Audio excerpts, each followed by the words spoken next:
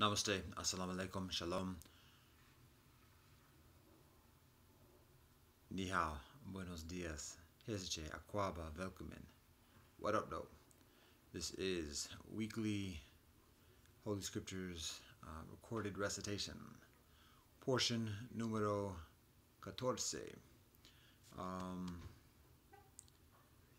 which is by Era. That includes within the Torah, Va'era, Shmot, chapter 6, chapter 9:35. Within the Bhagavad Gita, that's the Torah. Within the Bhagavad Gita, it is chapter 14, or the Gunatraya Vibhaga Yogahe. Within the Digha Nikaya, it is the Kavada Sutta. Within the Gospels, it is Matthew's chapters 27 a 28. Within the Quran, it is Surah Al-Hijr, which is numero 15. And within the Tao Te Ching, it is chapters 79 a 81 y chapter 1 a 3.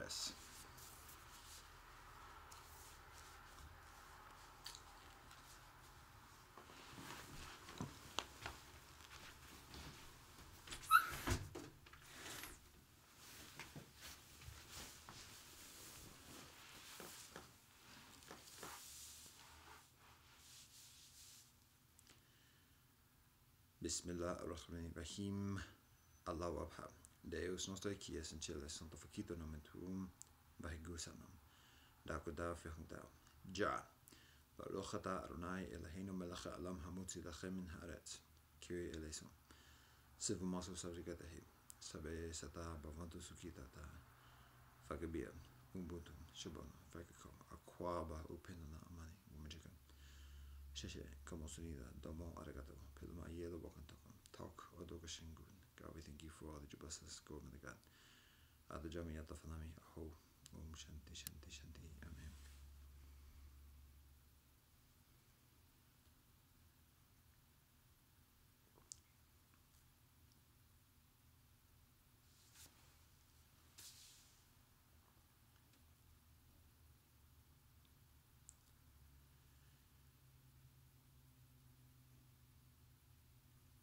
Bismillah ar-Rahman ar-Rahim.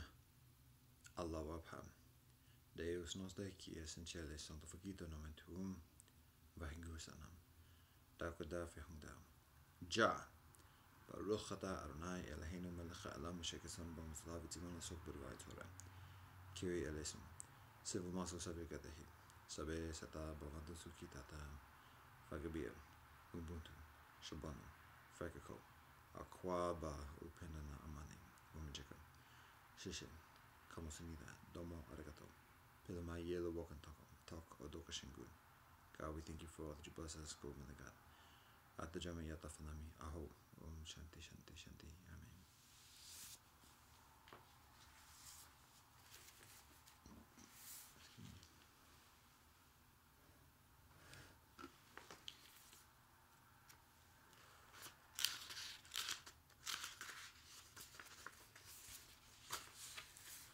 Torah, Va'era. Shmot 6:2 a 9:35. God spoke to Moshe, and Adonai said to him, I am the Lord. I appeared to Abraham, to Yitzhak, and to Yaakov with the name Almighty God, but with my name Yad-He Vav-He I did not become known to them. And also I established my covenant with them to give them the land of Canaan, the land of their sojournings in which they sojourn. And also I heard the moans of the children of Israel, whom the Egyptians are holding in bondage, and I remembered my covenant. Therefore say to the children of Israel, I am the Lord, and I will take you out from under the burdens of the Egyptians, and I will save you from their labor, and I will redeem you with an outstretched arm and with great judgments. And I will take you to me as a people, and I will be a God to you, and you will know that I am the Lord your God, who has brought you out from under the burdens of the Egyptians. I will bring you to the land concerning which I raised my hand to give to Abraham, to Yitzhak, and to Yaakov, and I will give it to you as a heritage. I am the Lord.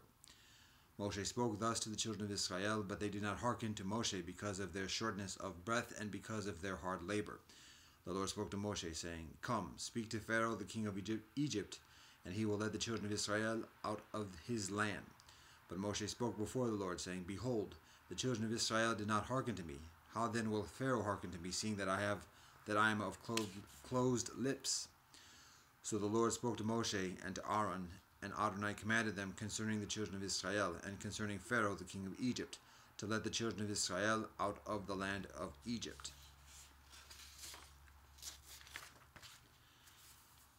These following are the heads of the Pharaoh's houses. The sons of Reuben, Israel's firstborn, Enach, Palu, Hezron, and Carmi. These are the families of Reuben. And the sons of Shimon, Yemuel, and Yamin, and Ochad, and Yachin, and Zohar, and Saul, the son of the Canaanites. These are the families of Shimon. And these are the names of Levi's sons after their generations, Gershon, Kehath, and Merari. And the years of Levi's life were 137 years. The sons of Gershon, Libni, and Shimei to their families. And the sons of Kehath were Amram, Izar, Hebron, and Uziel. And the years of Kehath's life were 130 years. And the sons of Merari were Mali and Mushi. These are the families of the Levites according to their generations. Amram took Jochebed, his aunt, as his wife, and she bore him Aaron and Moshe. And the years of Amram's life were 137 years. And the sons of Izar were Korah and Nepheg and Zichri.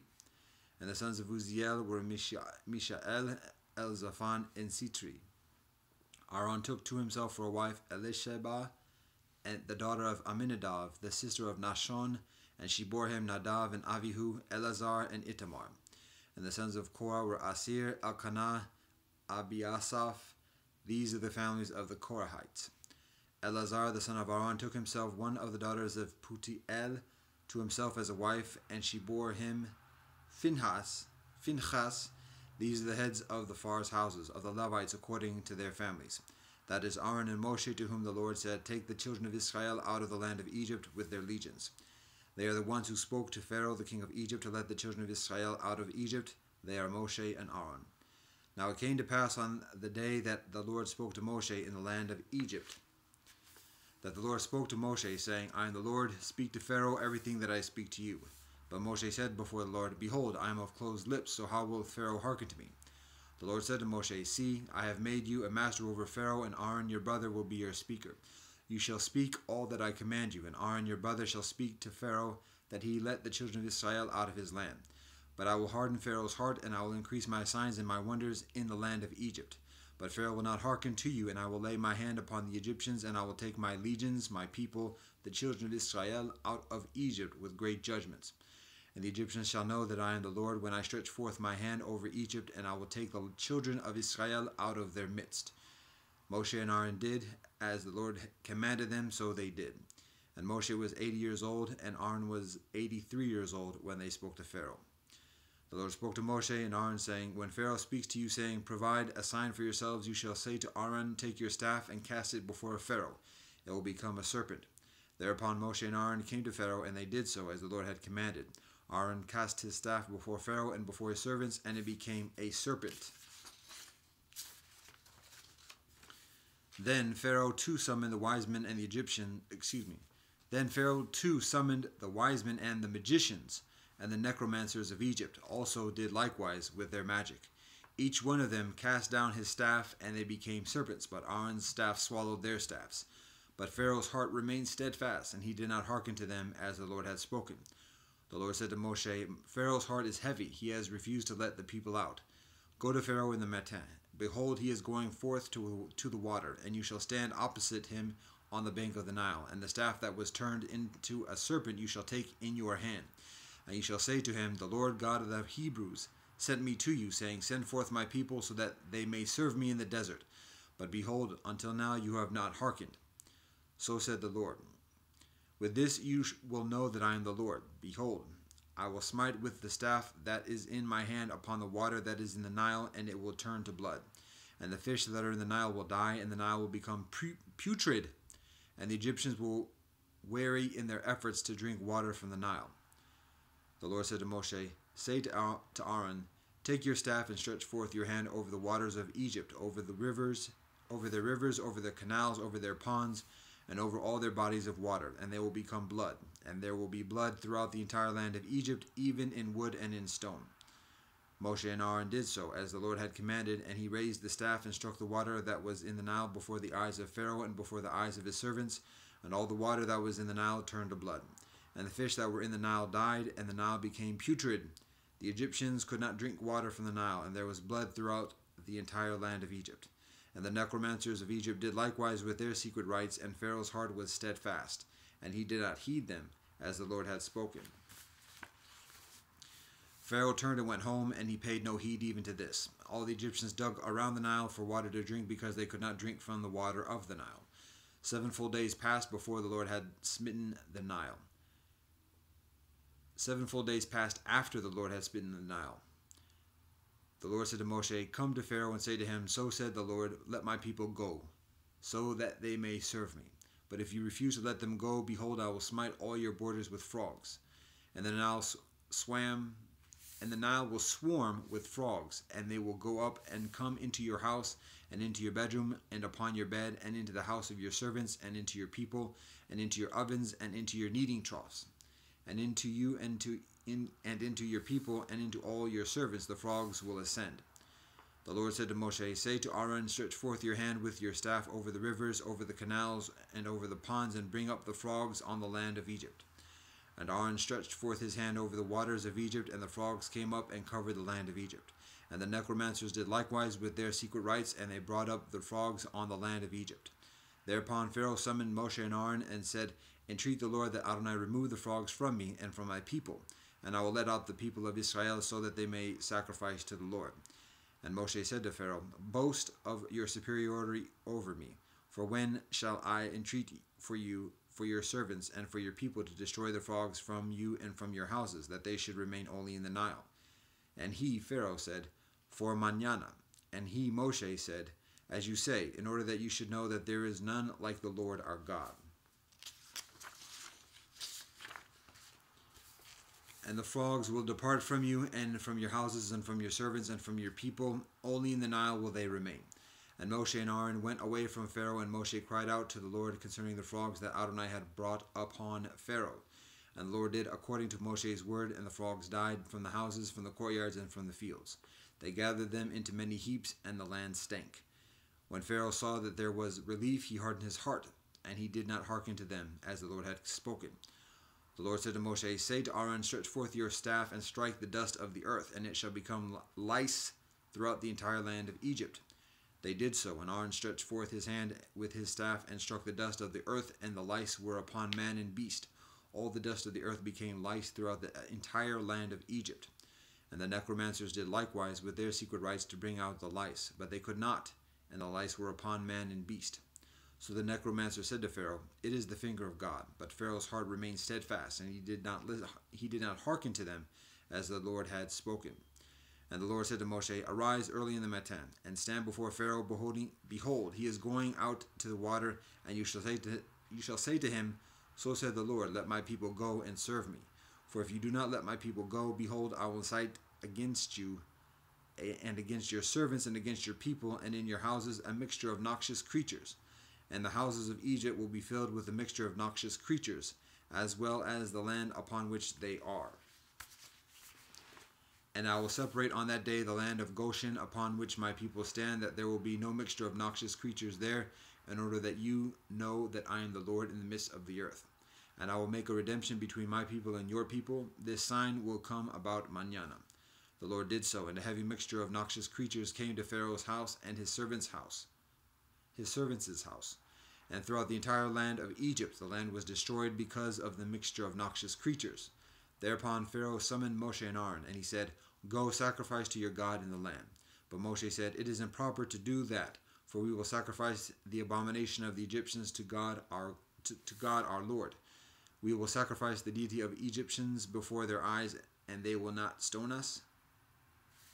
Let us go for a 3-day journey in the desert and sacrifice to the Lord our God, as Adonai will say to us."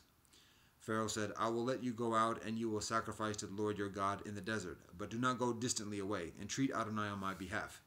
Moshe said, "Behold, I am going away from you, and I will entreat the Lord, and the mixture of noxious creatures will depart from Pharaoh, from his servants, and from his people, mañana. Only let Pharaoh not tease any further by not letting the people go to sacrifice to the Lord. So Moshe went away from Pharaoh and entreated the Lord. And the Lord did according to Moshe's word, and Adonai removed the mixture of noxious creatures from Pharaoh, from his servants, and from his people. Not one was left. But Pharaoh hardened his heart this time also, and he did not let the people go.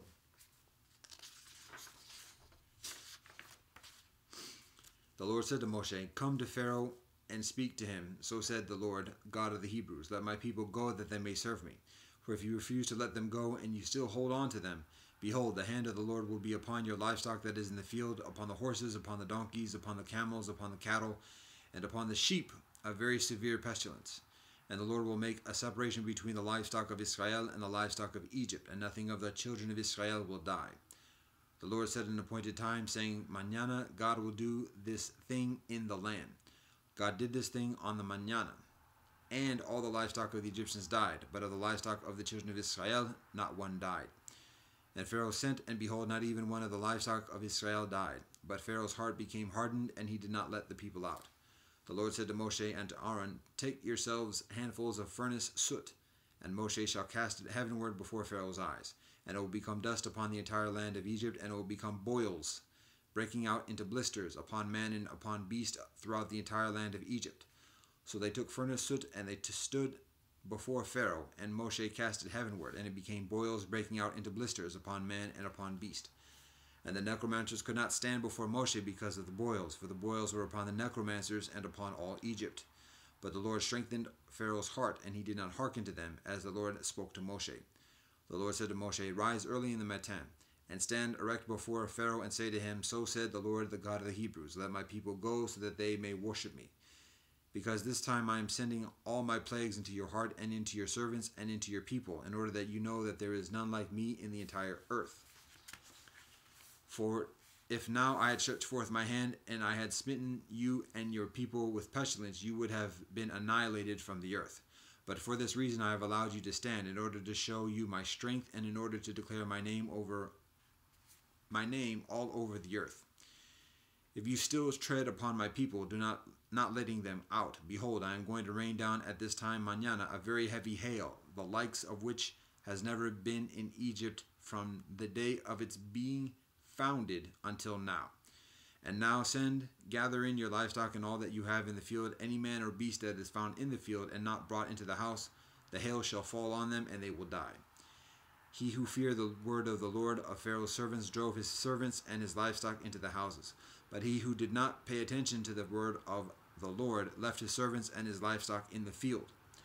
The Lord said to Moshe, "Stretch forth your hand heavenward, and hail will be upon the entire land of Egypt, upon man and upon beast, and upon all the vegetation of the field in the land of Egypt." So Moshe stretched forth his staff heavenward, and the Lord gave forth thunder and hail, and fire came down to the earth, and the Lord rained down hail upon the land of Egypt. And there was hail and fire flaming with the hail, very heavy, the likes of which had never been throughout the entire land of Egypt since it had become a nation. The hail struck throughout the entire land of Egypt, all that was in the field, both man and beast, all the hail that struck all the vegetation of the field, and it broke all the trees of the field. Only in the land of Goshen, where the children of Israel were, there was no hail. So Pharaoh sent and summoned Moshe and Aaron and said to them, "I have sinned this time. The Lord is the righteous one, and I and my people are the guilty ones. Entreat the Lord, and let it be enough of God's thunder and hail, and I will let you go, and you shall not continue to stand." And Moshe said to him, "When I leave the city, I will spread my hands to the Lord. The thunder will cease, and there will be no further hail, in order that you know that the land is the Lord's. But you and your servants, I know that you still do not fear the Lord God. Though the flax and the barley have been broken, for the barley is in the ear, and the flax is in the stalk. The wheat and spelt, however, have not been broken, because they ripen late." Moshe went away from Pharaoh out of the city, and he spread out his hands to the Lord, and the thunder and the hail ceased, and rain did not come down to earth. And Pharaoh saw that the rain, the hail, and the thunder had ceased, so he continued to sin. And he strengthened his heart, and he and his servants. And Pharaoh's heart was hardened, and he did not let the children of Israel go out, as the Lord had spoken through the hand of Moshe.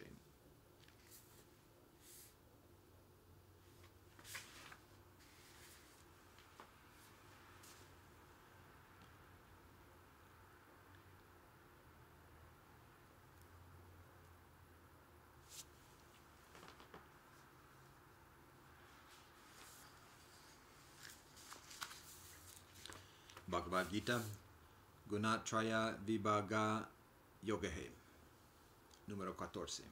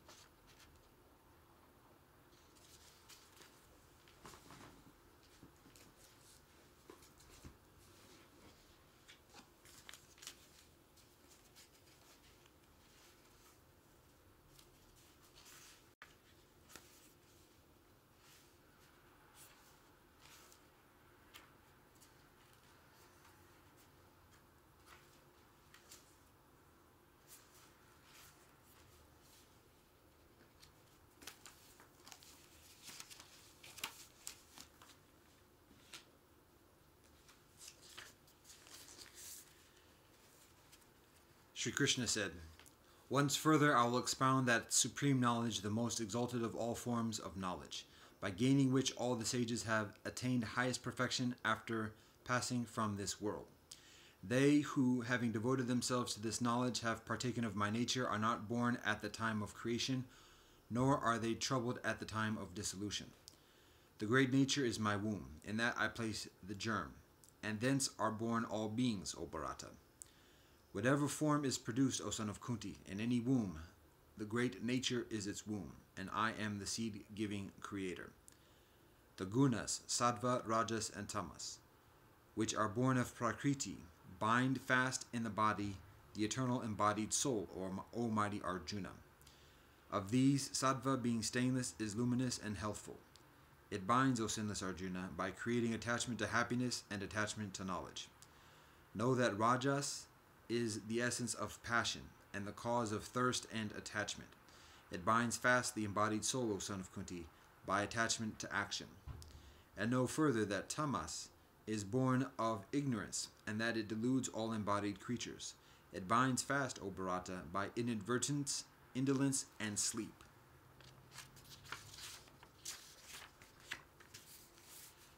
Sattva binds one to happiness, and rajas to action, O Bharata, whereas tamas veils knowledge and binds one to inadvertence.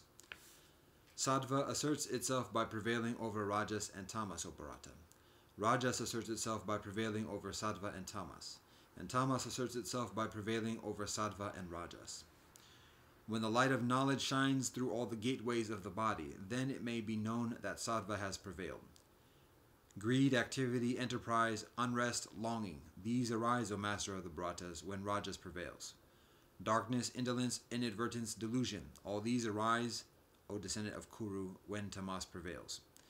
If the embodied soul meets with death when sattva prevails, it goes to the spotless realms of those who know the highest. If the embodied soul meets with death when rajas prevails, it is born amongst those who are attached to action.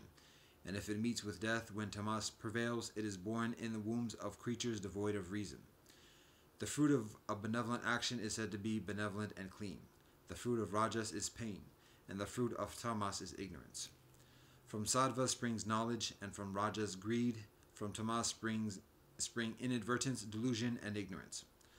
Those who are established in sattva go upward. Those who are moved by rajas remain in the middle, and those who are steeped in tamas, being weighted by the tendencies of the lowest guna, go downward. When a man of insight beholds no agent other than the gunas, and also knows Brahman, who is beyond the gunas, he attains my being. When the embodied soul has risen above the three gunas of which its body is made, it gains deliverance from birth, death, old age, and pain becomes eternal.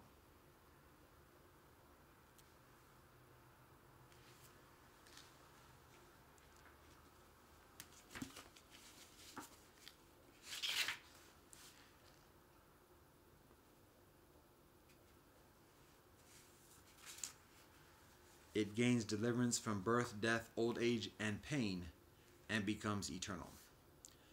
Arjuna says, "What are the marks, O Lord, of the man who has risen above the three gunas? What is his conduct, and how does he rise above the gunas?" Sri Krishna said, "He who hates not light activity and delusion when they are present, nor longs for them, O Pandava, when they are absent. He who sitting like one unconcerned is unmoved by the gunas, who remains firm and never wavers, knowing that the gunas alone are active."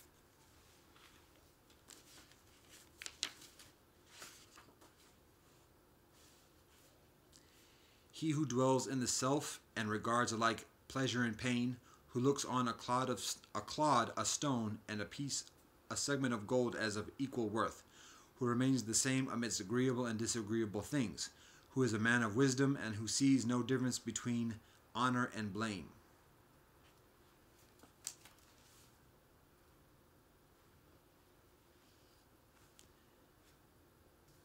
He who is the same in honor and dishonor, the same to friend and foe, and who has renounced all undertakings, such a man is said to have risen above the gunas. And he who worships me with the yoga of undeviating love rises above the gunas and becomes fit to be one with Brahman.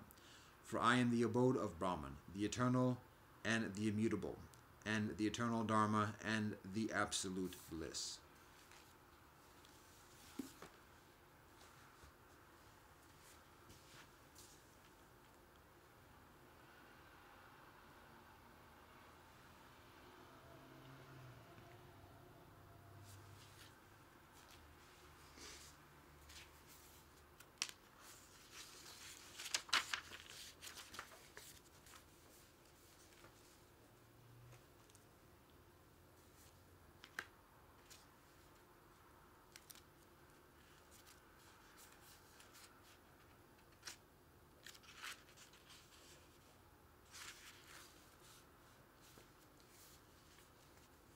Digha Nikaya, Kavada Sutta, Numero 11. Thus have I heard. Once the Exalted One was staying at Nalada in Pavarika's mango grove. At that time, Kavata, a young householder, approached the Exalted One, paid homage to him, and sat down to one side. Seated, he said to the Exalted One, "Venerable Sir, this Nalanda of ours is influential and prosperous, populous, crowded with people devoted to the Exalted One. It would be well if the Exalted One were to have some monk perform a miracle by the power surpassing that of ordinary men. Then would this Nalanda of ours become even so further devoted to the Exalted One." In reply, the Exalted One said to him, "But Kavata, it is not how I give instruction to the monks. Come now, monks, perform a miracle by the power surpassing that of ordinary men, for the lay folk clad in their garments of white."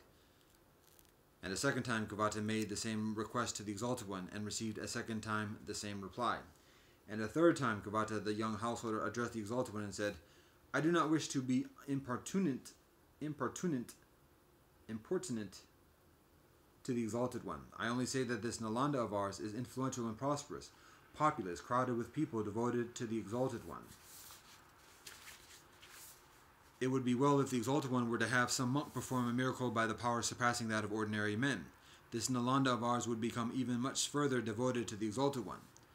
Kavata, there are 3 sorts of miracles which I have made known to others, having myself understood and realized them. And what are they? What are the 3? The miracle of psychic power, the miracle of telepathy, and the miracle of instruction.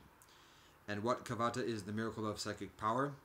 Here, Kavata, a monk wields the various psychic powers. Having been one, he becomes many, and having been many, he becomes one. He appears and vanishes. He goes unimpeded through walls, ramparts, and mountains as if through space. He dives in and out of the earth as if it were water. He walks on water without sinking as if it were earth. Sitting cross-legged, he travels through space like a winged bird. With his hand, he touches and strokes the soleil and the moon, so mighty and powerful. He exercises mastery over the body as much as the Brahma world. Then someone who has faith and trust sees him doing these things. He tells this to an unbeliever, saying, "Wonderful and marvelous, sir, is the psychic power and potency of that recluse. For truly I saw him exercising that psychic power in various ways. Having been one, he becomes many, and having been many, he becomes one. He appears and vanishes. He goes unimpeded through walls, ramparts, and mountains as if through space. He dives in and out of the earth as if it were water. He walks on water without sinking as if it were earth. Sitting cross-legged, he travels through space like a winged bird. With his hand, he touches and strokes the soleil and the moon, so mighty and powerful. He exercises mastery over the body as much as the Brahma world."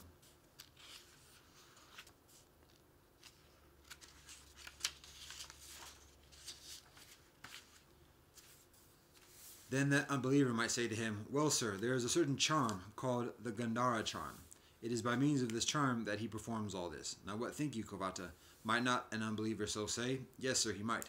"Well, Kavata, it is because of this, seeing the danger of such miracles, I dislike, reject, and despise them." And what, Kavata, is the miracle of telepathy? Here, a monk reads the minds of other beings, of other people, reads their mental states, their thoughts and ponderings, and says, "That is how your mind is, that is how it inclines, that is in your heart." Then someone who has faith and trust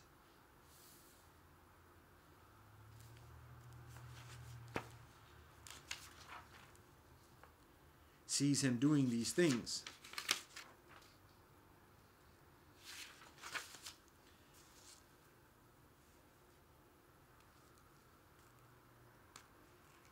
He then tells this to an unbeliever, saying, "Wonderful and marvelous, sir, is the telepathic power and potency of that recluse. For truly I saw him reading the minds of other beings, of other people, reading their mental states, their thoughts and ponderings, and saying, 'That is how your mind is, that is how it inclines, that is in your heart.' Then that unbeliever should say to him, 'Well, sir, there is a certain charm called the Manika charm. It is by means of this charm that he performs all this.' Now what think you, Kavata? Might not an unbeliever so say?" "Yes, sir, he might." "Well, Kavata, it is because of this, seeing the danger of such miracles, I dislike, reject, and despise them." And what, Kavata, is the miracle of instruction? Here, Kavata, a monk teaches in this way. "Reason in this way, do not reason in that way. Consider this and not that. Get rid of this disposition, train yourself, and remain in that." This, Kavata, is what is called the miracle of instruction. Further, Kavata, a Tathagata arises in the world, a worthy one, perfectly enlightened, endowed with clear knowledge and conduct, accomplished, a knower of the world, unsurpassed, trainer of men to be tamed, teacher of devas and men, enlightened and exalted. Having realized by his own direct knowledge this world with its devas, its maras, and its brahmas, this generation with its recluses and brahmins, its rulers and people, he makes it known to others. He teaches the Dhamma that is benevolent in the beginning, benevolent in the middle, and benevolent in the end. Possessing meaning and phrasing, he reveals the holy life that is fully complete and purified. A householder or a householder's son or one born into some other family hears the Dhamma. Having heard the Dhamma, he gains faith in the Tathagata. Endowed with such faith, he reflects. The household life is crowded, a path of dust. Going forth is like the open air. It is not easy for one dwelling at home to lead the perfectly complete, perfectly purified holy life, bright as a polished conch. Let me then shave off my hair and beard, put on saffron robes, and go forth from home to homelessness. After some time he abandons his accumulation of wealth, be it large or small. He abandons his circle of relatives, be it large or small. He shaves off his hair and beard, puts on saffron robes, and goes forth from home to homelessness. When he has thus gone forth, he lives restrained by the restraint of the Patimokkha, possessed of proper behavior and resort. Having taken up the rules of training, he trains himself in them, seeing danger in the slightest faults. He comes to be endowed with wholesome bodily and verbal action. His livelihood is purified, and he is possessed of ethical discipline. He guards the doors of his sense faculties, is endowed with mindfulness and clear comprehension, and is content. And how, Kavata, is the monk possessed of ethical discipline? Here in Kavata, having abandoned the destruction of life, the monk abstains from the destruction of life. He has laid down the rod and weapon, and dwells conscientious, full of kindness, sympathetic for the welfare of all living beings. This pertains to his ethical discipline. Having abandoned taking what is not given, he abstains from taking what is not given. Accepting and expecting only what is given, he lives in honesty with a pure mind. This too pertains to his ethical discipline. Having abandoned in celibacy, he leads the holy life of celibacy. He dwells aloof and abstains from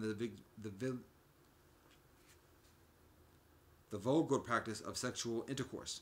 This too pertains to his ethical discipline. Having abandoned false speech, he abstains from falsehood.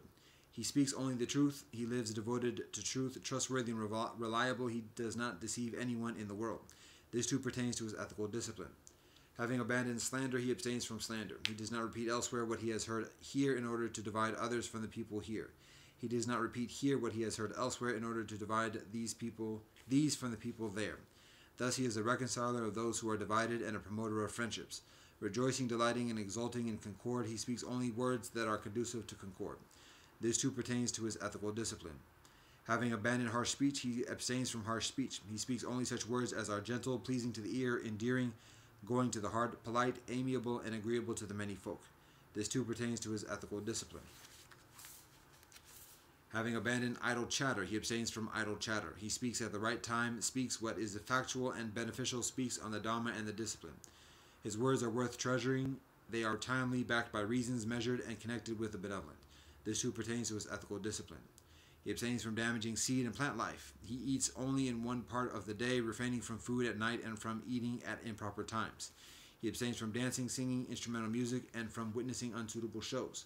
He abstains from wearing garlands, embellishing himself with scents, and beautifying himself with unguents. He abstains from high and luxurious beds and seats.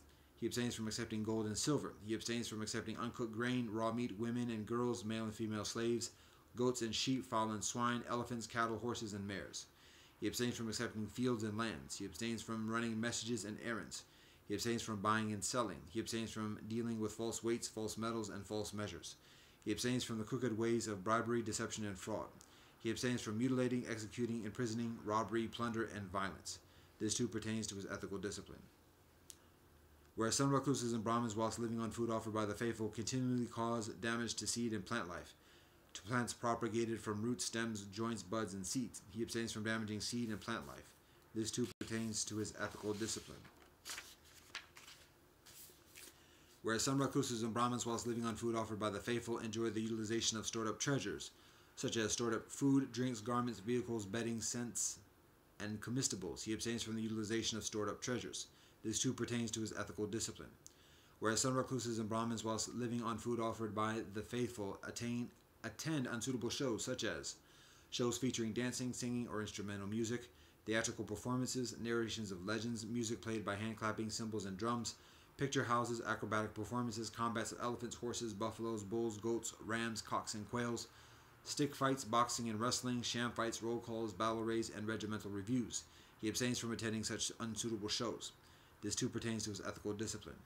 Whereas some recluses and Brahmins, whilst living on food offered by the faithful, indulge in the following games and recreations: Atapada, a game played on an 8-row chessboard; Dasapada, a game played on a 10-row chessboard; Akasa, played by imagining a board in the air; Pariharapata, hopscotch, a diagram is drawn on the ground and one has to jump in the allowable spaces, avoiding the lines; Santika, spillikins, assembling the segments in a pile, removing and returning them without disturbing the pile; Kalika, dice games; Gatika, hitting a short stick with a long stick; Salakahata, a game played by dipping the hand in paint or dye, striking the ground or a wall, and requiring the participants to show the figure of an elephant, a horse additionally; Aka, ball games; Pangachira, blowing through toy pipes made of leaves; Bankaka, plowing with miniature plows; Mokachika, turning somersaults; Chingolika, playing with paper windmills; Patalaka, playing with toy measures; Rataka, playing with toy chariots; Danuka, playing with toy bows; Akarika, guessing at letters written in the air or on one's back; Manasika, guessing others' thoughts; Yatavaja, games involving mimicry of deformities. He abstains from such games that are a basis for negligence. This too pertains to his ethical discipline. Whereas some recluses and Brahmins, whilst living on food offered by the faithful, enjoy the utilization of high and luxurious beds and seats, such as spacious couches, thrones with animal figures carved on the supports, long-haired coverlets, multicolored patchwork coverlets, white woolen coverlets embroidered with flowers, quilts stuffed with cotton, woolen coverlets embroidered with animal figures, woolen coverlets with hair on both sides or on one side, bedspreads embroidered with gems, silk coverlets, dance hall carpets, elephant, horse, or chariot rugs, rugs of antelope skins, choice spreads made of Kadali deer hides, spreads with red awnings overhead, couches with red cushions for head and feet. He abstains from the utilization of such high and luxurious beds and seats. This too pertains to his ethical discipline. Whereas some recluses and Brahmins, whilst living on food offered by the faithful, enjoy the utilization of such devices for embellishing and beautifying themselves, as the following: rubbing scented powders into the body, massaging with oils, bathing in perfumed water, kneading the limbs, mirrors, ointments, garlands, scents, unguents, face powders, makeup, bracelets, headbands, decorated walking sticks, ornamented medicine tubes, rapiers, soleil shades, embroidered sandals, turbans, diadems, yak-tail whisks, and long-fringed white robes. He abstains from the utilization of such devices for embellishment and beautification. This too pertains to his ethical discipline. Where some recluses and Brahmins, whilst living on the food offered by the faithful, engage in frivolous chatter, such as talk about kings, thieves, and ministers of state, talk about armies, dangers, and wars, talk about food, drink, garments, and lodgings, talk about garlands and scents, talk about relations, vehicles, villages, towns, cities, and countries, talk about women and talk about heroes, street talk and talk by the well, talk about those departed in days gone by, rambling chit-chat, speculations about the world and about the sea, talk about gain and loss. He abstains from such frivolous chatter. This too pertains to his ethical discipline. Whereas some recluses and Brahmins, whilst living on the food offered by the faithful, engage in wrangling argumentation, saying to one another, "You don't understand this doctrine and discipline. It is I who understand this doctrine and discipline." How can you understand this doctrine and discipline? You're practicing the wrong way, I'm practicing the right way. I'm being consistent, you're inconsistent. What should have been said first, you said last. What should have been said last, you said first. What you took so long to think out has been confuted. Your doctrine has been refuted. You're defeated. Go try to save your doctrine or disentangle yourself now if you can. He abstains from such wrangling argumentation. This too pertains to his ethical discipline. Whereas some recluses and Brahmins, whilst living on the food offered by the faithful, engage in running messages and errands for kings, ministers of state, Khatriyas, Brahmins, householders, or youths, who command them, "Go here, go there, take this, bring that from there." He abstains from running such messages and errands. This too pertains to his ethical discipline. Where some recluses and Brahmins, whilst living on the food offered by the faithful, engage in scheming, talking, hinting, belittling others, and pursuing gain with gain. He abstains from such kinds of scheming and talking. This too pertains to his ethical discipline. Whereas some recluses and Brahmins, whilst living on the food offered by the faithful, earn their living by wrong means of livelihood by such debased arts as prophesying long life, prosperity additionally, or the reverse from the marks on a person's limbs, hands, feet additionally, divining by means of omens and signs, making auguries on the basis of thunderbolts and celestial portents, interpreting ominous dreams, telling fortunes from marks on the body, making auguries from the marks on cloth gnawed by mice, offering fire oblations, offering oblations from a ladle, offering oblations of husks, rice powder, rice grains, ghee, and oil to the angels, offering oblations from the mouth, offering blood sacrifices to the angels, making predictions based on the fingertips, determining whether the site for a proposed house or garden is propitious or not, making predictions for officers of state, laying demons in a cemetery, laying ghosts, knowledge of charms to be pronounced by one living in an earthen house, snake charming, the poison craft, scorpion craft, rat craft, bird craft, crow craft, foretelling the number of years that a man has to live, reciting charms to give protection from arrows, reciting charms to understand that language of animals. He abstains from such wrong means of livelihood, from such debased arts. This too pertains to his ethical discipline. Whereas some recluses and Brahmins, whilst living on the food offered by the faithful, earn their living by wrong means of livelihood, by such debased arts as interpreting the significance of the color, shape, and other features of the following items to determine whether they portend fortune or misfortune for their owners: gems, garments, staffs, swords, spears, arrows, bows, other weapons, women, men, boys, girls, slaves, slave women, elephants, horses, buffaloes, bulls, cows, goats, rams, fowl, quails, lizards, earrings or house gables, tortoises, and other animals. He abstains from such wrong means of livelihood, from such debased arts. This too pertains to his ethical discipline. Whereas some recluses and Brahmins, whilst living on the food offered by the faithful, earn their living by wrong means of livelihood, by such debased arts as making predictions to the effect that the king will march forth, the king will return, our king will attack, and the enemy king will retreat, our enemy king will attack, and our king will retreat, our king will triumph, and the enemy king will be defeated, the enemy king will triumph, and our king will be defeated. Thus there will be victory for one and defeat for the other. He abstains from such wrong means of livelihood, from such debased arts. This too pertains to his ethical discipline. Whereas some recluses and Brahmins, whilst living on the food offered by the faithful, earn their living by wrong means of livelihood, by such debased arts as predicting there will be an eclipse of the moon, an eclipse of the soleil, an eclipse of a constellation. The soleil and the moon will go on their proper courses. There will be an aberration of the soleil and the moon. The constellations will go on their proper courses. There will be an aberration of a constellation. There will be a fall of meteors. There will be a sky blaze. There will be an earthquake. There will be an earth roar. There will be a rising and setting, a darkening and brightening of the moon, soleil, and constellations.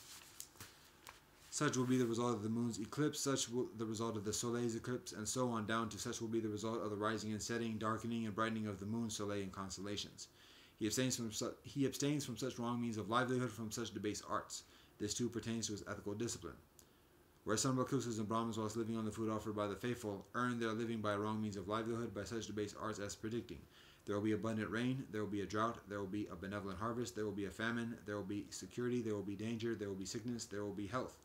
Or they earn their living by counting, computation, calculation, the composing of poetry, and speculations about the world. He abstains from such wrong means of livelihood, from such debased arts. This too pertains to his ethical discipline.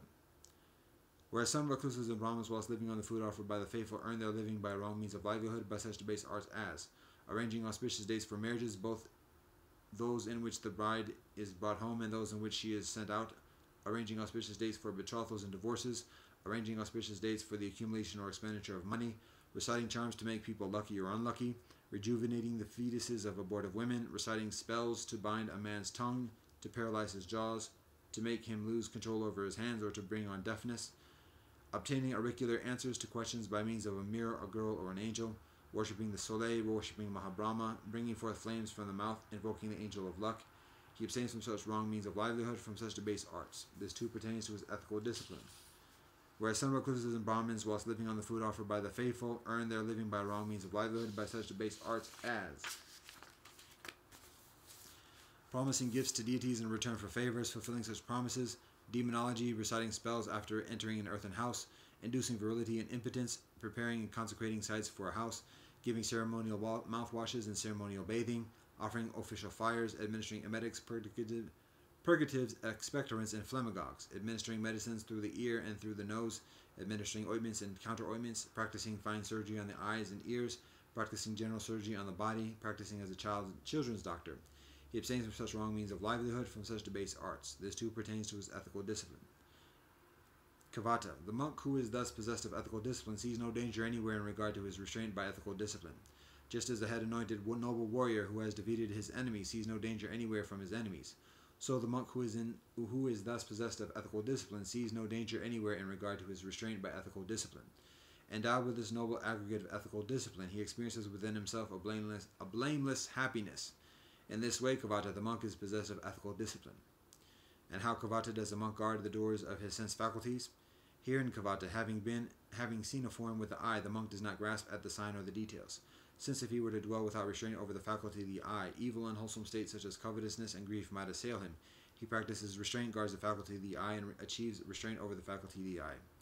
Having heard a sound with the ear, having smelled an odor with the nose, having tasted a flavor with the tongue, having touched a tangible object with the body, having cognized a mind object with the mind, the monk does not grasp at the sign or the details.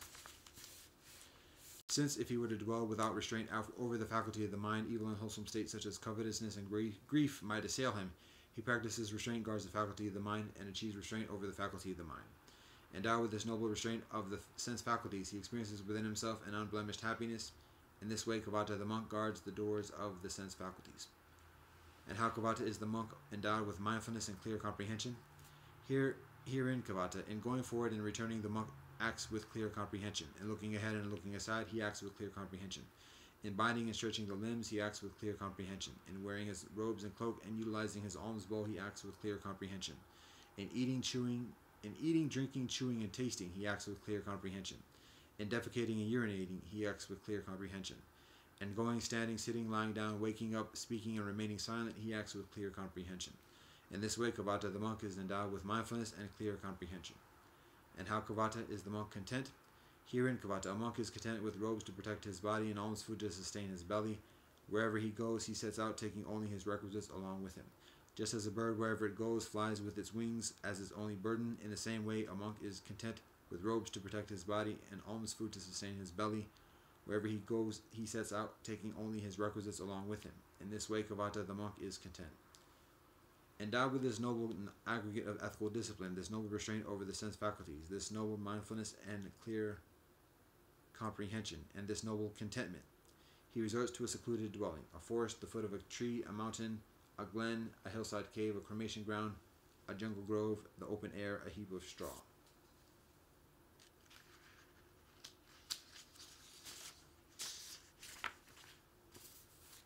After returning from his alms round, following his meals, he sits down, crosses his legs, holds his body erect, and sets up mindfulness before him. Having abandoned covetousness for the world, he dwells with a mind free from covetousness. He purifies his mind from covetousness. Having abandoned ill will and hatred, he dwells with a benevolent mind, sympathetic for the welfare of all beings. He purifies his mind from ill will and hatred. Having abandoned dullness and drowsiness, he dwells perceiving light, mindful and clearly comprehending. He purifies his mind from dullness and drowsiness. Having abandoned restlessness and worry, he dwells at ease within himself with a peaceful mind. He purifies his mind from restlessness and worry.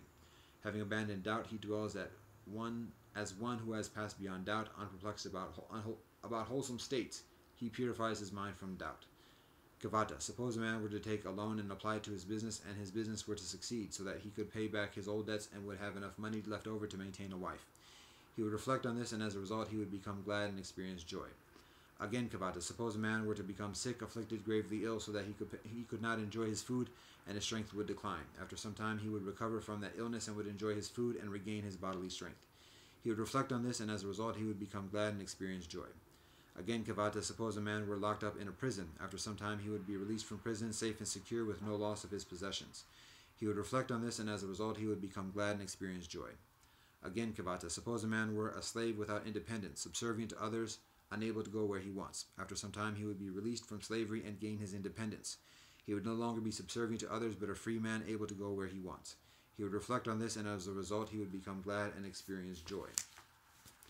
Again, Kavata, suppose a man with wealth and possessions were traveling on along a desert road where food was scarce and dangers were many. After some time he would cross over the desert and arrive safely at a village which is safe and free from danger. He would reflect on this, and as a result he would become glad and experience joy.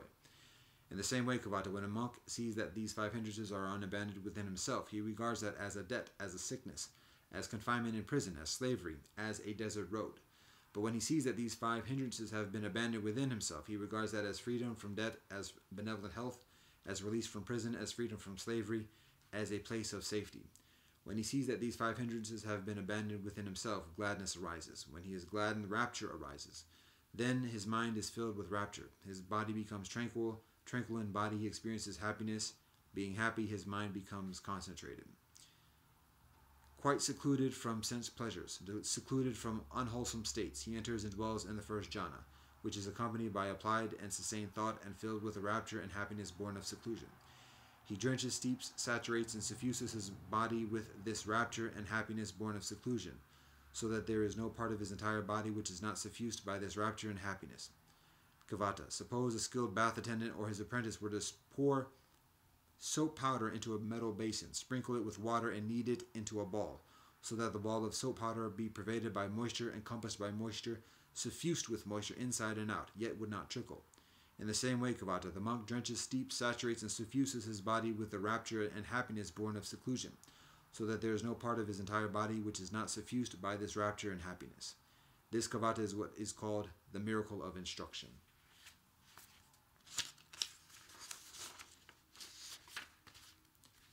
Further, Kavata, with the subsiding of applied and sustained thought, the monk enters and dwells in the second jhana, which is accompanied by internal confidence and unification of mind, is without applied and sustained thought, and is filled with the rapture and happiness born of concentration.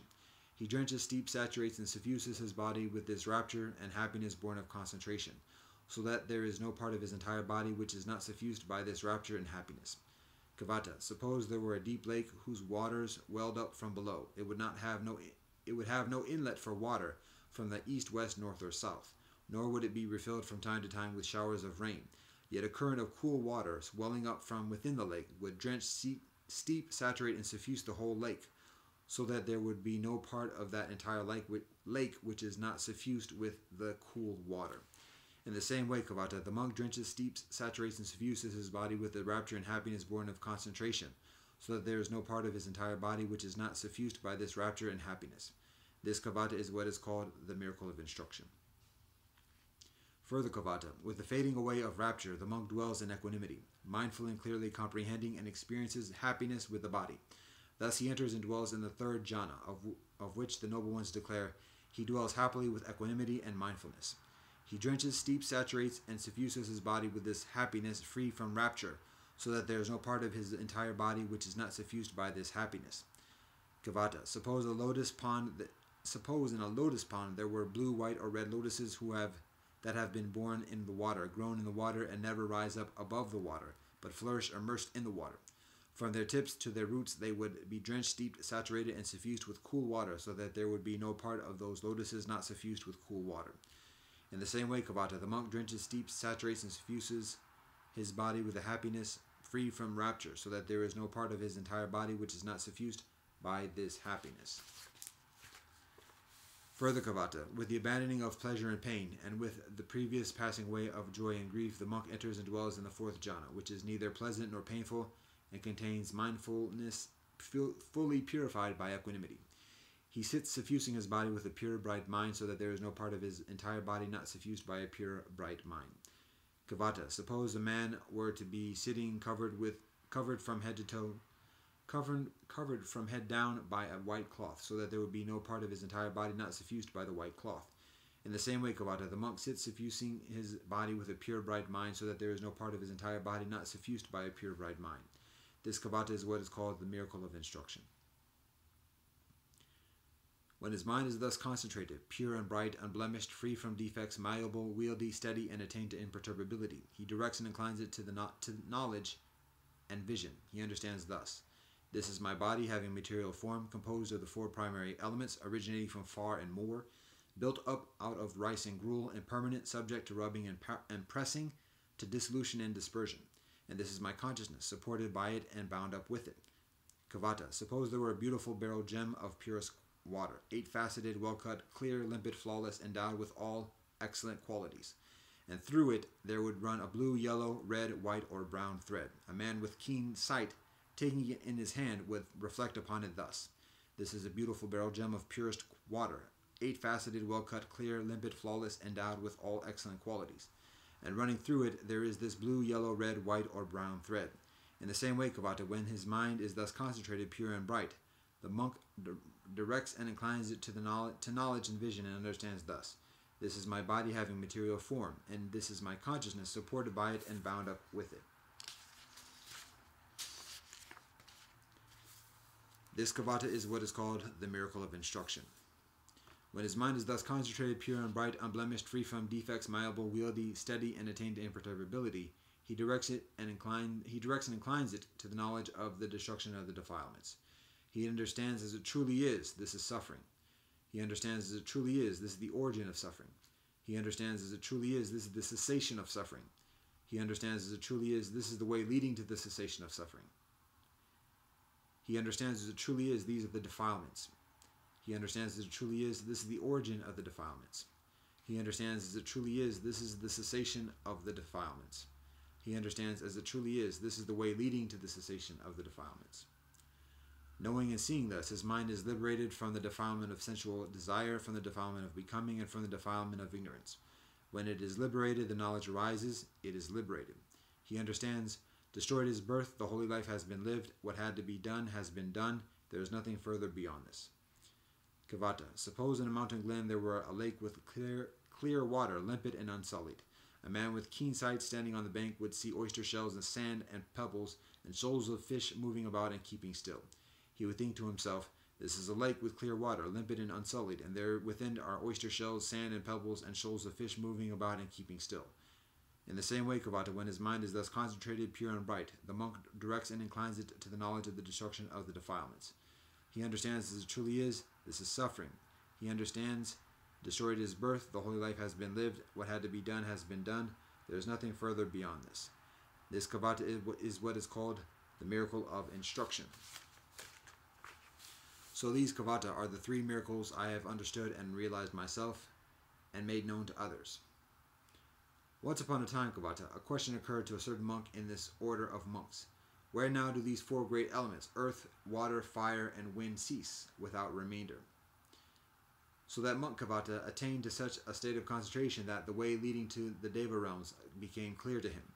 Then that monk Kavata went up to the realm of the four great kings and said to the Devas there: where, friends, do the four great elements, earth, water, fire, and wind, cease without remainder? And when he had asked them, the Devas in the heaven of the four great kings said to him: monk, we do not know that, but there are the four great kings, further powerful and further glorious than we. They will know. Then Kavata, that monk, went to the four great kings and put the same question, and was sent on by a similar reply to the 33 angels, who sent him on to their king Saka, who sent him on to the Yamadevas, who sent him on to their king Suyama, who sent him on to the Tusita Devas, who sent him on to their king Santusita, who sent him to the Nimanarati Devas, who sent him on to their king Sunamita, who sent him on to the Paranamita Vasavati Devas, who sent him on to their king Vasavati, who sent him on to the Devas of the Brahma world. Then that monk Kavata became so concentrated that the way to the Brahma world became clear to him, and he drew near to the Devas of the retinue of Brahma and said: where, friends, do the four great elements, earth, water, fire, and wind, cease without remainder? And when he had thus spoken, the Devas of the retinue of Brahma replied: Monk, we do not know that, but there is Brahma, the great Brahma, the supreme one, the mighty one, the all-seeing one, the ruler, the master of all, the controller, the creator, the chief of all, appointing each to his place, the ancient of days, the creator of all that is and is to be. He is further powerful and further glorious than we. He will know. Where then is that great Brahma now? Monk, we know not when or how or why Brahma appears. But monk, when the signs of his coming appear, when a light appears and a radiance shines, then will he be manifest. For that is the portent of the manifestation of Brahma, when a light appears and a radiance shines.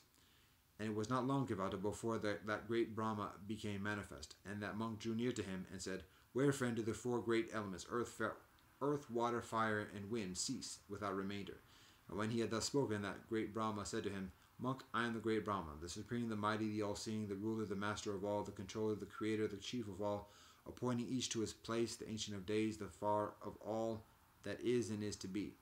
Then that monk said to Brahma, I did not ask you, friend, as to whether you were indeed all that you now say, but I ask you where the four great elements, earth, water, fire, and air, cease without remainder. Then again, Kivata, Brahma gave the same reply, and that monk yet a third time asked his question to the Brahma as before. Then Kivata, the great Brahma, took that monk by the arm, led him aside, and said, These devas of the retinue of Brahma, monk, believe that there is nothing I cannot see, nothing I have not understood, nothing I have not realized. Therefore I gave no answer in their presence. I do not know, monk, where those four great elements, earth, water, fire, and wind, cease without remainder. Therefore you, monk, have done wrong, have acted unwisely, in that, ignoring the exalted one, you have undertaken this long search amongst others for an answer to this question. Go now, return to the exalted one, ask him the question, and accept the answer he gives you. Then Kivata, that monk, as quickly as a strong man could stretch or flex his arm, vanished from the Brahma world, and approached me, paid homage to me, and sat down to one side. Seated, he said to me, Where is it, sir, that these four great elements, earth, water, fire, and wind, cease without remainder?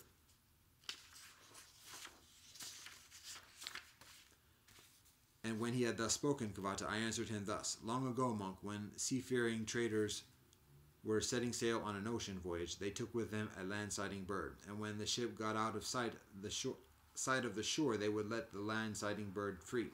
Such a bird would fly to the east and to the south and to the west and to the north, to the zenith and to the intermediate points of the compass. And if anywhere on the horizon it saw sight of land, it would fly it there. But if all around no land were visible, it would return to that ship. Just so, monk, having sought an answer to this question and sought it in vain, even up to the Brahma world, you have come back to me. Now the question, monk, should not be asked as you have put it. Instead of asking where the four great elements cease without remainder, you should have asked, Where do earth, water, fire, and air no footing find? Where are long and short, small and great, fair and foul? Where are name and form brought to an end? And the answer is consciousness, that is signless, limitless, all illuminating. Then water, air, fire, and wind find no footing. Then long and short, small and large, pleasant and unpleasant. Then name and form are all brought to an end. With the cessation of vijnana, divided knowing, all this is brought to an end. Thus spoke the exalted one. And Kivata, the young householder, pleased at heart, rejoiced at the spoken word.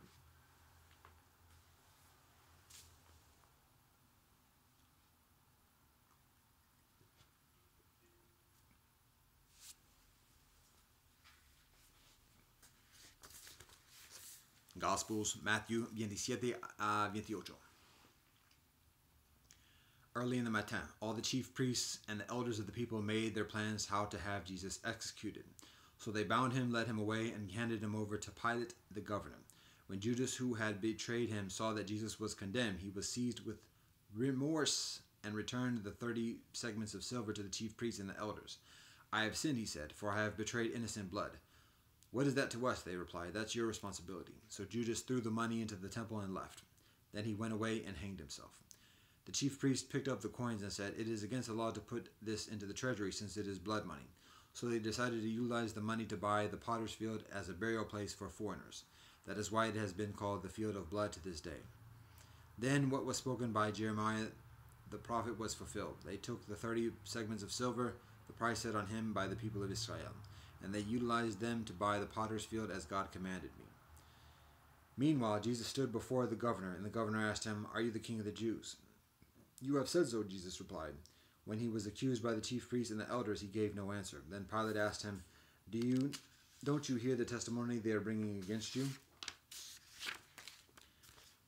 But Jesus made no reply, not even to a single charge, to the great amazement of the governor. Now it was the governor's custom at the festival to release a prisoner chosen by the crowd. At that time they had a well-known prisoner whose name was Jesus Barabbas. So when the crowd gathered, Pilate asked them, "Which one do you want me to release to you, Jesus Barabbas or Jesus who is called the Messiah?" For he knew it was out of self-interest that they had handed Jesus over to him. When Pilate was sitting on the judge's seat, his wife sent him this message: "Don't have anything to do with that innocent man, for I have suffered a great deal today in a dream because of him." But the chief priests and the elders persuaded the crowd to ask for Barabbas and to have Jesus executed. "Which of the two do you want me to release to you?" asked the governor. "Barabbas," they answered. "What shall I do then with Jesus who is called the Messiah?" Pilate asked. They all answered, "Crucify him." "Why? What crime has he committed?" asked Pilate. But they shouted all the louder, "Crucify him." When Pilate saw that he was getting nowhere, but that instead an uproar was starting, he took water and washed his hands in front of the crowd. "I am innocent of this man's blood," he said. "It is your responsibility." All the people answered, "His blood is on us and on our children." Then he released Barabbas to them, but he had Jesus flogged and handed him over to be crucified. Then the governor's soldiers took Jesus into the praetorium and gathered the whole company of soldiers around him. They stripped him and put a scarlet robe on him, and then twisted together a crown of thorns and set it on his head. They put a staff in his right hand, then they knelt in front of him and mocked him. "Hail, King of the Jews," they said. They spit on him and took the staff and struck him on the head and again and again. After they had mocked him, they took off the robe and put his own clothes on him. Then they led him away to crucify him. As they were going out, they met a man from Cyrene named Simon, and they forced him to carry the cross. They came to a place called Golgotha, which means the place of the skull. There they offered Jesus wine to drink mixed with gall, but after tasting it, he refused to drink it. When they had crucified him, they divided up his clothes by casting lots, and sitting down they kept watch over him there. Above his head they placed the written charge against him: "This is Jesus, the King of the Jews." 2 rebels were crucified with him, one on his right and one on his left. Those who passed by hurled insults at him, shaking their heads, and saying, "You who are going to destroy the temple and build it in 3 days, save yourself. Come down from the cross if you are the Son of God." In the same way, the chief priests and the teachers of the law and the elders mocked him.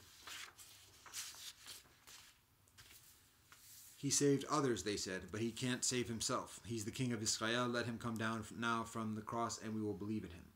He trusts in God. Let God rescue him now if God wants him, for he said, 'I am the Son of God.'"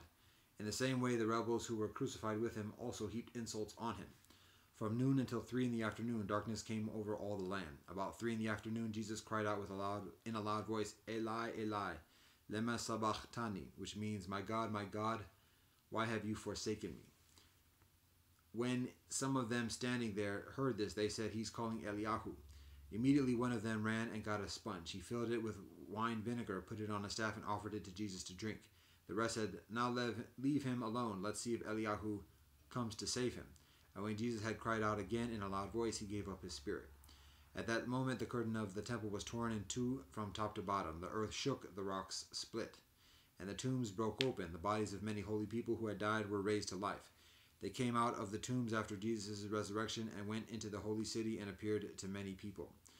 When the centurion and those with him who were guarding Jesus saw the earthquake and all that had happened, they were terrified and exclaimed, "Surely he was the Son of God." Many women were there watching from a distance. They had followed Jesus from Galilee to care for his needs. Amongst them were Mary Magdalene, Mary the mother of James and Joseph, and the mother of Zebedee's sons. As evening approached, there came a rich man from Arimathea named Joseph, who had himself become a disciple of Jesus. Going to Pilate, he asked for Jesus' body, and Pilate ordered that it be given to him.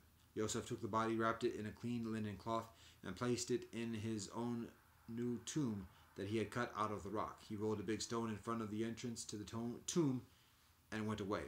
Mary Magdalene and the other Mary were sitting out there opposite the tomb.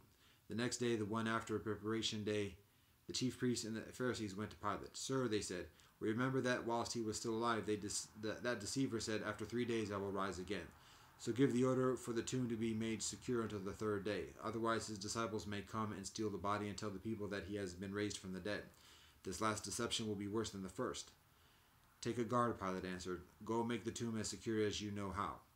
So they went and made the tomb secure by putting a seal on the stone and posting the guard.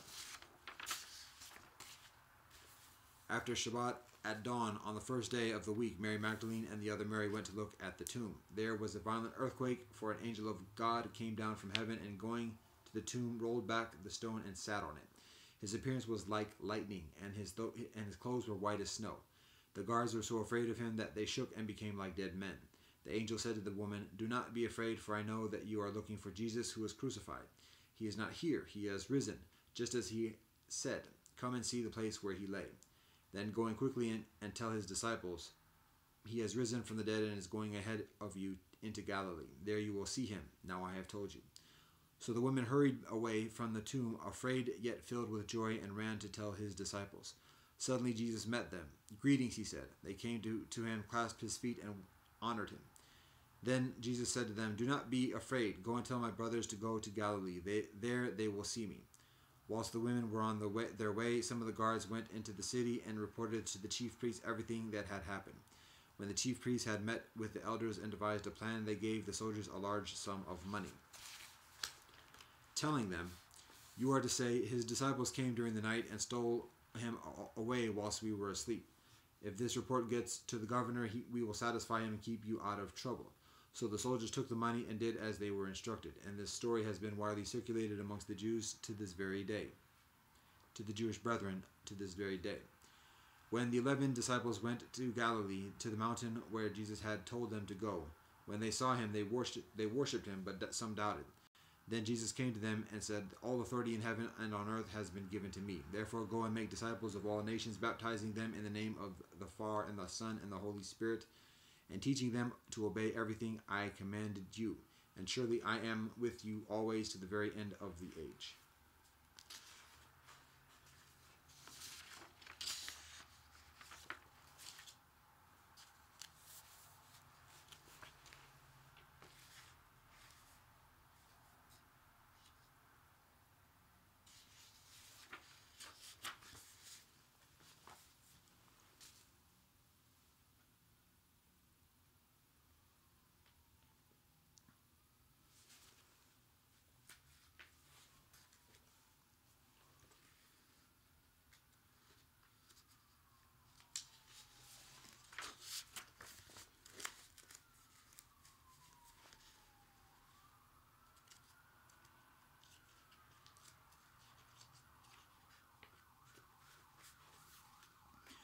From Quran, Surah Al-Hijr,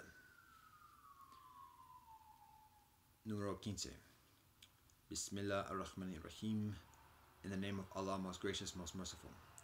Alif Lam Ra. These are the ayats of revelation of a Quran that makes things clear. Again and again will those who disbelieve wish that they had bowed to Allah's will in Islam. Leave them alone to enjoy the benevolent things of this life and to please themselves. Let false hope amuse them, soon will knowledge undeceive them. Never did we destroy a population that had not a term decreed and assigned beforehand. Neither can a people anticipate its term nor delay it. They say, "O thou to whom the message is being relieved, truly thou art mad or possessed. Why bringest thou not angels to us, if it be that thou hast the truth? We send not the angels down except for just cause. If they came to the unholy, behold, no respite would they have. We have without doubt sent down the message, and we will assuredly guard it from corruption. We did send apostles before thee amongst the religious sects of old, but never came an apostle to them, but they mocked him. Even so do we let it creep into the hearts of the sinners, that they should not believe in the message, but the ways of the ancients have passed away. Even if we opened out to them a gate from heaven, and they were to continue all day ascending therein, they would only say, Our eyes have been intoxicated, nay, we have been bewitched by sorcery. It is we who have set out the zodiacal signs in the heavens and made them fair seeming to all beholders. And further, we have guarded them from every evil spirit accursed. But any that gains a hearing by stealth is pursued by a flaming fire bright to see. And the earth we have spread out like a carpet, set thereon mountains firm and immovable, and produce therein all kinds of things in due balance. And we have provided therein means for subsistence, for you and for those for you and for those for whose sustenance ye are not responsible. And there is not a thing but its source and treasures its sources and treasures inexhaustible are with us, but we only send down thereof in due and ascertainable measures. And we send the fecundating winds, then cause the rain to descend from the sky, therewith providing you with water in abundance, though ye are not the guardians of its stores. And verily it is we who give life and who give death. It is we who remain inheritors after all else passes away. To us are known those of you who hasten forward and those who lag behind. Assuredly it is thy Lord who will gather them together, for Allah is perfect in wisdom and knowledge. We created man from sounding clay, from mud molded into shape. And the jinn race we had created before from the fire of a scorching wind. Behold, thy Lord said to the angels, I am about to create man from sounding clay, from mud molded into shape. When I fashion him in due proportion and breathe into him of my spirit, fall ye down in obeisance unto him. So the angels prostrated themselves, all of them together. Not so Iblis. He refused to be amongst those who prostrated themselves. Allah said, O Iblis, what is your reason for not being amongst those who prostrated themselves? Iblis said, I am not one to prostrate myself to man, whom thou didst create from sounding clay, from mud molded into shape. Allah said, then get thee out from here, for thou art rejected, accursed, and the curse shall be on thee till the day of judgment. Iblis said, O my Lord, give me then respite till the day the dead are raised. Allah said, respite is granted thee, till the day of the time appointed. Iblis said, O my Lord, because thou hast put me in the wrong, I will make wrong fair seeming to them on the earth, and I will put them all in the wrong, except thy servants amongst them, sincere and purified by thy grace. Allah said, this way of my sincere servants is indeed a way that leads straight to me. For over my servants no authority shalt thou have, except such as put themselves in the wrong and follow thee. And verily hell is the promised abode for them all. To it are 7 gates, for each of those gates is a special class of sinners assigned. The righteous will be amidst gardens and fountains of clear flowing water. Their greeting will be, enter ye here in peace and security, and we shall remove from their hearts any lurking sense of injury. They will be brothers joyfully facing each other on thrones of dignity. There no sense of fatigue shall touch them, nor shall they ever be asked to leave. Tell my servants that I am indeed the oft forgiving, most merciful, that my penalty will be indeed the most grievous penalty. Tell them about the guests of Abraham. When they entered his presence and said, Salam, he said, we feel afraid of you. They said, fear not, we give thee glad tidings of a son endowed with wisdom. He said, do you give me glad tidings that old age has seized me? Of what then is your benevolent news? They said, we give thee glad tidings in truth. Be not then in despair. He said, and who despairs of the mercy of his Lord, but such as go astray? Abraham said, what then is the business on which ye have come, O ye messengers of Allah? They said, we have been sent to a people deep in sin, accepting the adherents of Lot. Them we are certainly charged to save from harm, all, except his wife, who we have ascertained will be amongst those who will lag behind. At length, when the messengers arrived amongst the adherents of Lot, he said, ye appear to be uncommon folk. They said, yea, we have come to thee to accomplish that of which they doubt. We have brought to thee that which is inevitably due, and assuredly we tell the truth.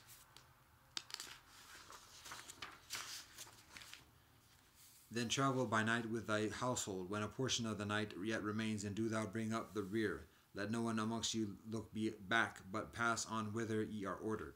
And we made known this decree to him, that the last remnants of those sinners should be cut off by the Matan. The inhabitants of the city came in mad joy at news of the young men. Lot said, these are my guests, disgrace me not, but fear Allah and shame me not. They said, did we not forbid thee to speak for all and sundry? He said, there are my daughters to marry, if ye must act so. Verily, that by thy life, O Prophet, in their wild intoxication they wander in distraction to and fro. But the mighty blast overtook them before Matan. And we turned the cities upside down and rained down on them brimstones hard as baked clay. Behold, in this are signs for those who by tokens do understand. And the cities were right on the high road. Behold, in this is a sign for those who believed. And the companions of the wood were also wrongdoers. So we exacted retribution from them. They were both on an open highway plain to see. The companions of the rocky tract also rejected the apostles. We sent them our signs, but they persisted in turning away from them. Out of the mountains did they hew their edifices, feeling themselves secure. But the might blast seized them of a Matan. And of no avail to them was all that they did with such art and care. We created not the heavens, the earth, and all between them, but for just ends, and the hour is surely coming when this will be manifest. So overlook any human faults with gracious forgiveness. For verily it is thy Lord who is the master creator, knowing all things. And we have bestowed upon thee the 7 oft-repeating verses and the Grand Quran. Strain not thy eyes wistfully at what we have bestowed on certain classes of them, nor grieve over them, but lower thy wing in gentleness to the believers, and say, I am indeed he that warneth openly and without ambiguity, of just such wrath as we sent down on those who divided Scripture into arbitrary parts, so also on such as have made Quran into shreds as they please.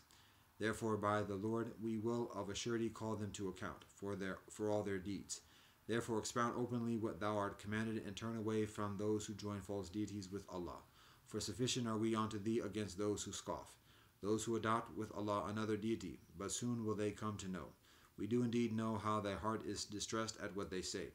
But celebrate the praises of thy Lord, and be of those who prostrate themselves in adoration, and serve thy Lord until they come unto thee until there come unto thee the hour that is certain.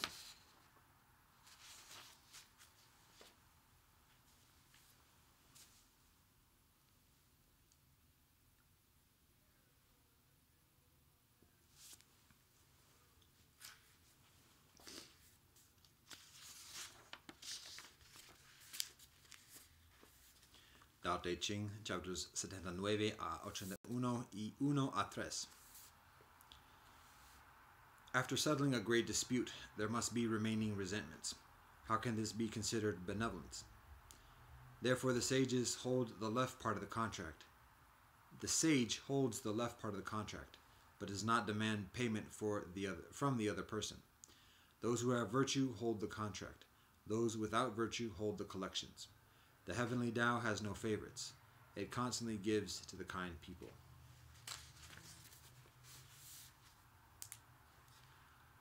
Small country, few people. Let them have many weapons, but not utilize them. Let the people regard death seriously, and not migrate distantly away. Although they have boats and chariots, they have no need to take them. Although they have armors and weapons, they have no need to display them. Let the people return to tying knots and utilizing them. Savor their food, admire their clothes, content in their homes, happy in their customs. Neighboring countries see one another, hear the sounds of roosters and dogs from one another. The people, until they grow old and die, do not go back and forth with one another.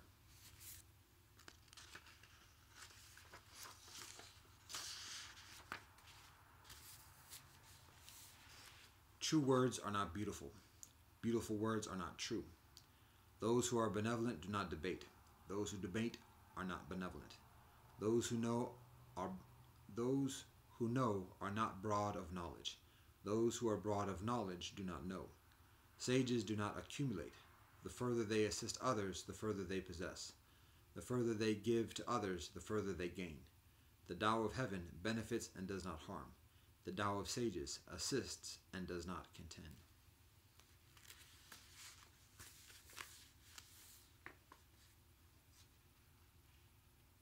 The Tao that can be spoken is not the eternal Tao. The name that can be named is not the eternal name. The nameless is the origin of heaven and earth. The named is the more of myriad things. Thus constantly without desire one observes its essence. Constantly with desire one observes its manifestations. These two emerge together but differ in name. The unity is said to be the mystery. Mystery of mysteries, the door to all wonders.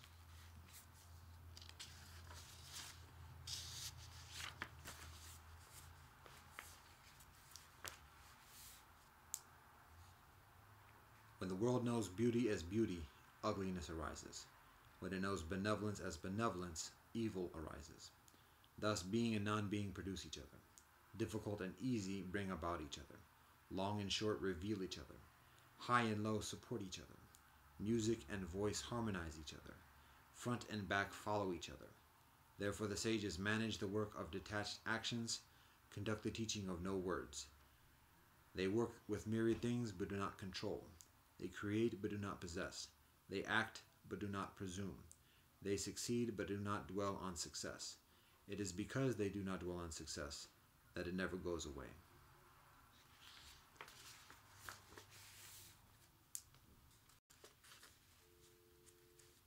Do not glorify the achievers, so the people will not squabble.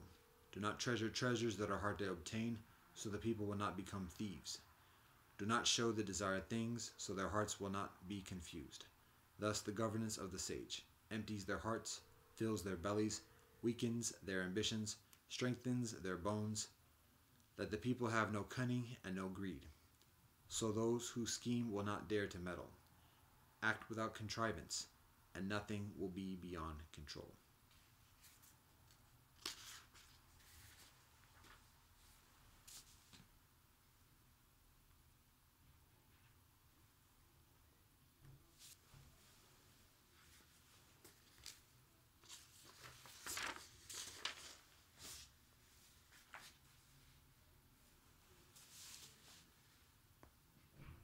Alhamdulillah Rahman Rahim Allah Abham.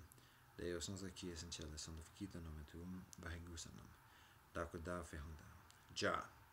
Baruchata Adonai Eloheinu melech haolam asher ketzanu b'mitzvotav v'tzivanu l'sok b'dvar Torah. Kyrie eleison. Sivu masu savigatahim. Sabe sata b'vanta sukitata. Vagabia. Ubuntu. Shabana. Fekako. Aquaba upenana amani. Umenjeka. Shishin. Kamosunida. Domo arigato. Piluma yelo wakantoko. Talk or dogashingun. God, we thank you for all that you bless us. Go amen the God. Ata jamayata falami. Aho. Om shanti shanti shantihi. Amen.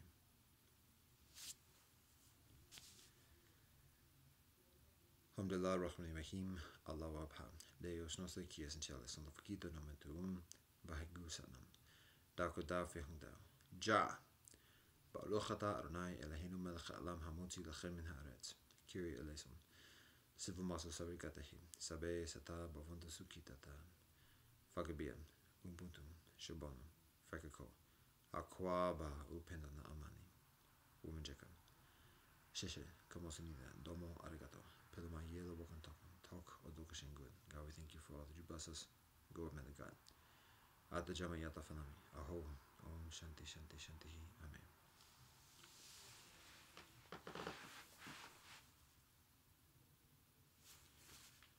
Namaste. Assalamu alaikum. Shalom. Zaijen. Adios. Te chakaris. Asamuro. Kele ufred. One love. Peace.